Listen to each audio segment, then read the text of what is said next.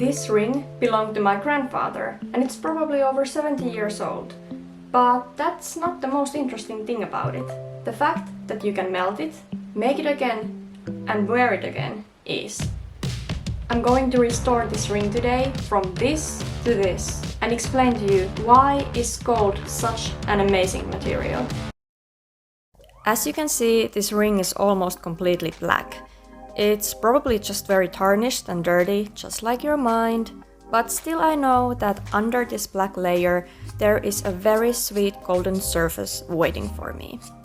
I'm using sort of rough paper in here. The grid's about 1000 because there's so much excess stuff on the surface. That is one of gold's best features. It is incredibly long-lasting. Pure gold is soft and malleable, but the gold you see in jewelry is mixed with other elements like silver, palladium or copper, which makes it harder and more resilient. And talking about resilience, in history, during crises, wars and economic depression, gold has been pretty good at retaining its value.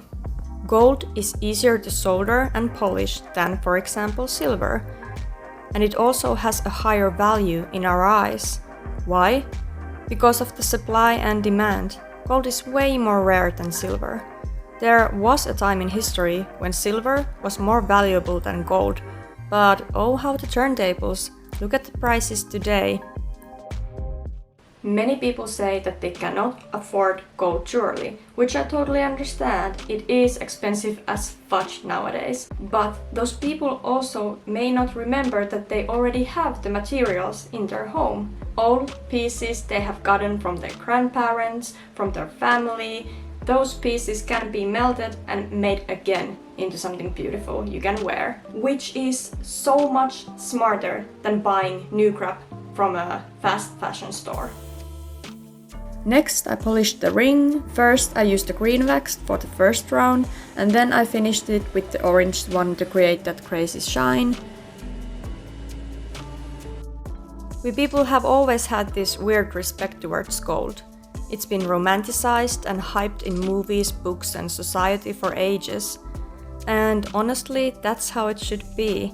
You see, even the phone in your hand uses gold. They use it in space visors and hospitals. That's why you and I should take those old phones to be recycled and feel like a better person for 15 minutes.